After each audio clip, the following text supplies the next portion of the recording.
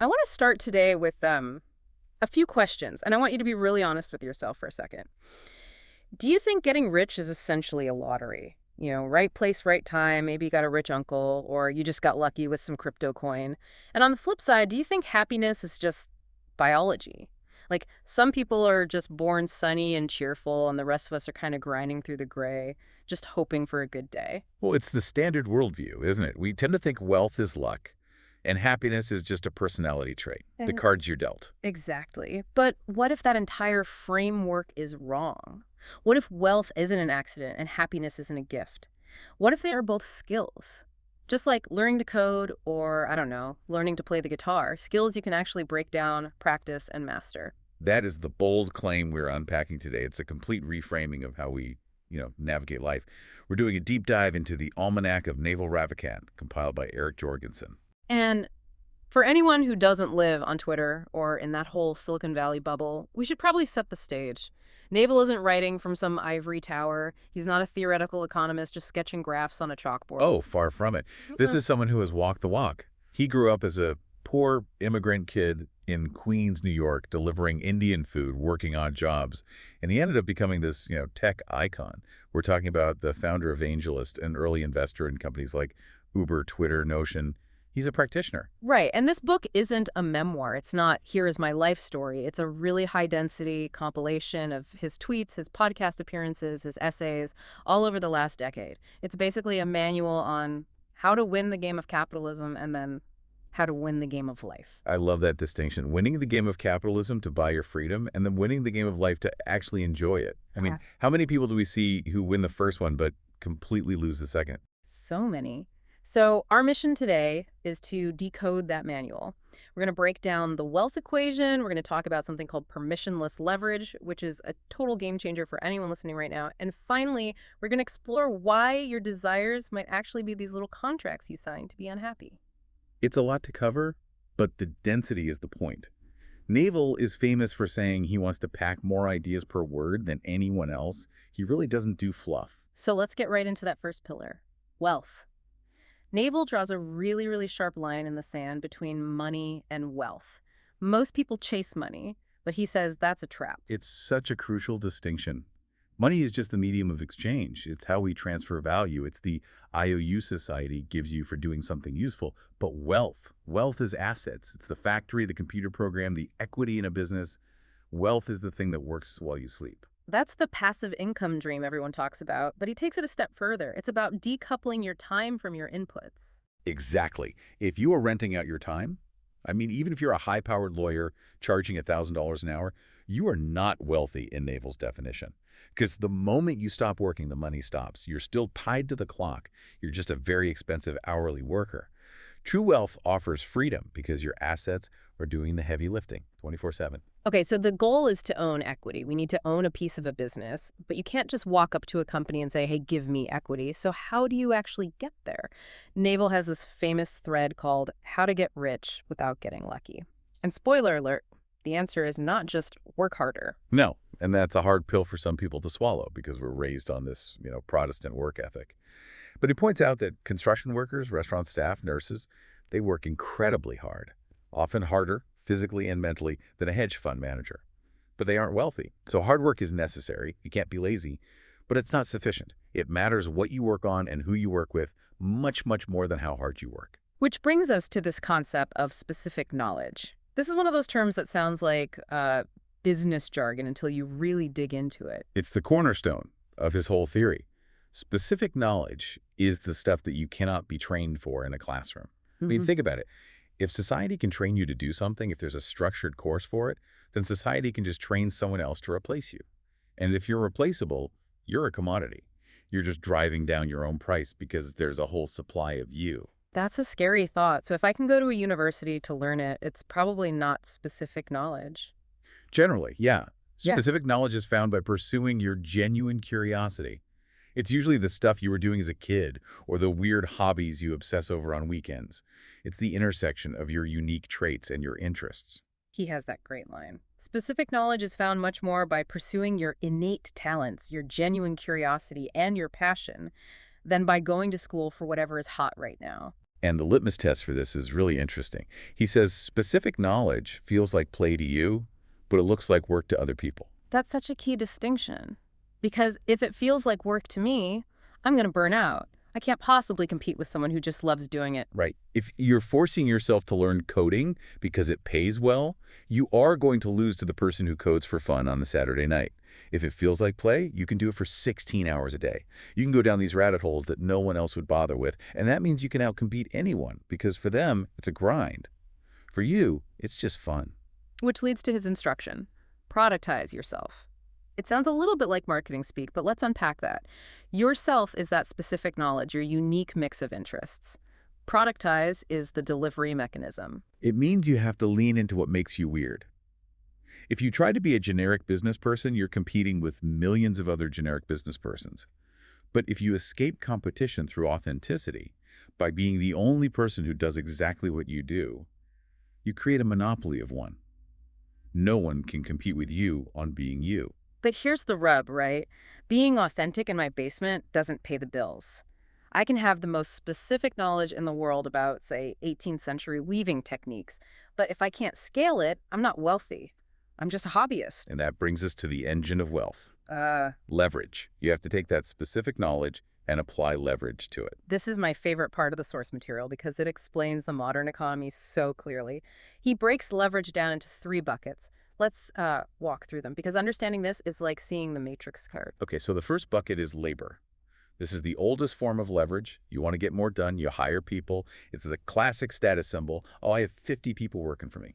But Naval actually kind of throws shade on this one. He doesn't seem to like it much. He hates it. He calls it the worst form of leverage. Why? Because managing people is incredibly difficult. It's messy. Humans have egos, they have bad days, they quit, they have conflicts. It requires tremendous leadership skills just to keep the ship moving. His point is, if you can build wealth without managing an army of people, you should. So if you can avoid it, avoid it. What's the second bucket? Capital. This was the dominant leverage of the 20th century. Factories, machines, massive real estate investments. If you had money, you could build a plant and multiply your output.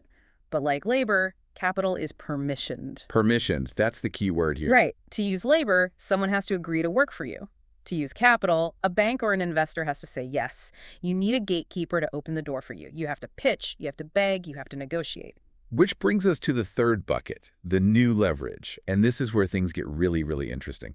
Code and media. This is the holy grail. We're talking about software, podcasts, books, YouTube channels, algorithms. And the aha moment here is that these are permissionless. Exactly. You don't need anyone's permission to write a piece of code that runs a SaaS business. You don't need a TV network's permission to start a podcast or a blog. You can create something once, and it just works for you while you sleep. Naval uses this great image of an army of robots. In the old days, rich people had servants. Today, we have code. He says the robots are freely available. They're just packed in data centers for, heat and space efficiency. You just have to command them. And unlike labor, code doesn't complain. It doesn't ask for a raise. It doesn't take sick days. And unlike capital, the marginal cost of replication is 0. If you write a piece of software, it costs the same to serve 1 user as it does 1 million users. That is infinite leverage. You write it once, and it scales infinitely. This feels like the great equalizer. But if everyone has access to this leverage, if anyone can start a blog or write some code, why isn't everyone wealthy? I mean, there has to be a catch. The catch is accountability. This is the scary part. In a corporate job, you can kind of hide. If a project fails, it's the team's fault. It's the market's fault. But to get leverage, to get the equity, you have to operate under your own name. You have to take the risk. You have to stand up and say, I did this. You have to own the failure. If the code crashes, if the media is bad, if your prediction is wrong, it's on you. Society rewards you with responsibility, equity, and wealth only when you are willing to stick your neck out. It's skin in the game. Precisely. Naval argues that we are evolutionarily hardwired to fear public failure. It used to be getting kicked out of the tribe and, dying in the wilderness. But in modern society, people way overrate the risk. You won't die if your startup fails. You won't starve if your blog gets 0 views. But the upside of accountability is unlimited. So the formula is build specific knowledge, apply permissionless leverage, and then take accountability under your own name. That's the wealth engine. Yeah. And there's a practical tip he gives to keep this engine running efficiently. You have to value your time aggressively. The aspirational hourly rate. I love this because it's so practical. Right. He says even when he was completely broke, he set his internal rate at $5,000 an hour. $5,000 an hour? That sounds, I don't know, arrogant if you have $0 in the bank. It's a mental heuristic to force prioritization. The logic is, if you can outsource a task for less than your aspirational rate, you must outsource it. Cooking dinner, cleaning, returning a $20 shirt to Amazon. If doing that saves you $20 but takes an hour and your rate is $5,000, you just lost $4,980. It forces you to stop doing all that busy work and focus entirely on high-leverage activities. It's ruthless, but wealth creation requires a certain ruthlessness with your time. You can't build the future if you're arguing with customer service about a refund. It keeps your brain focused on the big picture. Okay, so regarding our time, we're leveraging code. But in this world of infinite leverage, hard work isn't the differentiator anymore. I mean, if I run the wrong code, I can destroy value 1,000,000 times faster than before. That's why judgment is the real skill. Naval says that in an age of leverage, one correct decision is worth more than a lifetime of hard labor. Think about steering a massive ocean liner. If the captain turns the wheel just 1 degree, the ship ends up on a completely different continent. The captain's judgment is everything. So how do we build this judgment? Is it just being smart? It's not about raw IQ or using fancy vocabulary. It's about clear thinking. Naval emphasizes understanding the foundations, the basics, really, really well.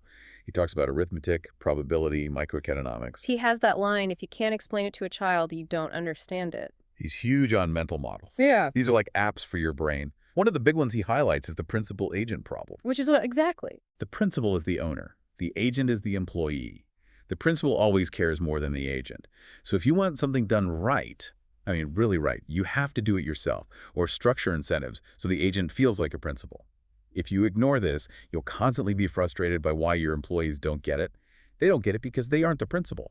And to build these models, you have to read. But I love his approach to reading because it just takes all the guilt away. Read what you love until you love to read. And he treats books like blog posts, right? Yes. He says the number of books you finish is a vanity metric. Nobody cares. If a book is boring, drop it. If you only need 1 chapter, read that chapter and move on. The goal isn't to finish books. The goal is to collect ideas that improve your judgment. I am definitely going to use that excuse next time I abandon a book halfway through. It's not an excuse, it's efficiency. You're optimizing for wisdom, not page count. All right, let's pivot. We've productized ourselves, the code is running, the money is pouring in, we've won the game of capitalism. But Naval notices something interesting about the people who win this game. They're miserable. Or at least very high anxiety. Right. The very drive that made them successful, that type A, competitive, never satisfied energy, is the same thing that prevents them from being happy. They're constantly focused on the next thing. This is where the book really shifts from a business manual to philosophy. Naval argues that happiness is also a skill. And this is probably the most radical part. We tend to think happiness is a reward. I'll be happy when I get the promotion, when I buy the house, when I lose 10 pounds. Naval says happiness is actually the default state. It's what's there when you remove all the noise. When nothing is missing. Exactly. When you stop obsessing over the past or fearing the future, you just settle into this internal silence. That silence is happiness. It's not euphoria, it's peace. But we are constantly breaking that silence with desire. There's a quote in the book that just hit me harder than anything else. Desire is a contract you make with yourself to be unhappy until you get what you want. It's profound when you think about it. When you desire something, you are literally telling yourself, I'm not enough right now. I need X to be okay. You are actively choosing unhappiness. And we do this all day long. I want coffee. I want my team to reply faster. I want the traffic to move. I want more likes on my post. We are constantly signing these little contracts. And in the modern world, the entire economy is designed to make you sign them. Advertising, social media, it's all engineered to create a sense of lack. Yeah. You need this car to be cool. You need this watch to be respected. And speaking of social media, that brings up the big enemy of happiness, envy. Envy is poison. It just destroys your internal peace. But Naval has a little mental trick for this called the total swap. I've actually tried using this since reading the book, and it's incredibly effective. It stops envy in its tracks. The idea is, when you look at someone, say a billionaire or a famous actor, and you think, I want their life, you're usually just cherry picking. You want their money or their fame or their abs. But you don't want the sleepless nights, the lawsuits, the divorce, the stress, or the crazy family dynamics that go with it. Exactly. The rule is you can't cherry pick. If you want their life, you have to do a total swap. You have to take their age, their body, their family history, their traumas, their anxieties, their bad knees, everything.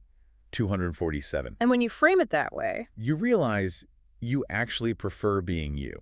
There is no one else you would actually trade 100% of your life with. it makes you realize that we are all playing different games. That's the distinction between multiplayer and single-player games. Status is a multiplayer game. It's a hierarchy. For me to be number one, you have to be number two. It's zero-sum. And that's where all the anxiety comes from, trying to beat other people. But happiness, that's a single-player game. It happens entirely inside your own head. It doesn't matter what your neighbor has. You can win at happiness without anyone else losing. In fact, your happiness probably helps them. So if we stop signing contracts to be unhappy and we stop playing these multiplayer status games, we get closer to that default state. He does mention meditation, but not in a, woo, spiritual way. He calls it intermittent fasting for the mind. Just like your gut needs a break from food to heal, your brain needs a break from input. No phone, no podcast, no email, just sitting. It's about training your mind to stop nexting. Always looking for the next dopamine hit. It seems like the ultimate goal here, surprisingly, is retirement. But his definition of retirement isn't, golf at 65. No, that's the old industrial model. Naval defines retirement as when you stop sacrificing today for an imaginary tomorrow. I love that. It means you could be retired at 30. Yes. And he says there are 3 ways to get there. 1, you have so much money from passive income that you don't need to work. That's the wealth path we discussed. 2, you have 0 desires. You become a monk. You live on nothing. That's the hard path. Very hard. But the third path is the sweet spot. You find something you love doing so much, your specific knowledge, that it feels like play. You aren't sacrificing today for tomorrow because you enjoy today. So if you're doing what you love, you're already retired. In a sense, yes. The activities that generate wealth should ideally be the same activities that bring you joy. It feels like we've circled all the way back to the beginning. Wealth and happiness aren't opposing forces. They actually support each other if you approach them in the right way. The synthesis is really empowering. You don't have to choose, but you do have to take responsibility. You build wealth by being your authentic self at scale, using code and media, and you build happiness by training your mind to let go of envy and desire. Both are skills. Both require practice. It puts the ball firmly in our court. There's no one to blame if we aren't doing it. That's the accountability piece again. Save yourself. No one is coming to save you. Before we wrap up, there's one thought from the source material that I think just puts a perfect bow on all of this. It's a bit existential, but it's the reason why we should even bother trying to be happy. Is it the Firefly quote? Yeah? Naval says, your life is a firefly blink in a night. It's a stark reminder of our mortality. We are just biology. In the grand scheme of the universe, our lives are so incredibly short, we will eventually turn to dust and be forgotten. It sounds depressing, but he uses it as the ultimate reason to be happy. Exactly. If we are here for such a short time, why are we taking our ego battles so seriously? Why are we waiting 10 years to be happy? Why are we holding on to grudges? Why are we signing contracts to be unhappy? The universe has been around for billions of years, and it will be around for billions more. We're just visiting. We might as well enjoy the trip, create some cool stuff, and play the game in a way that feels like play. Well, I'm definitely going to look at my to-do list a little differently today. Maybe outsource the laundry, write some code, and definitely drop a few desires. Sounds like a solid plan. Thanks for listening to this deep dive into the Almanac of Naval Ravikant. Go out there, find your specific knowledge, and we'll see you next time.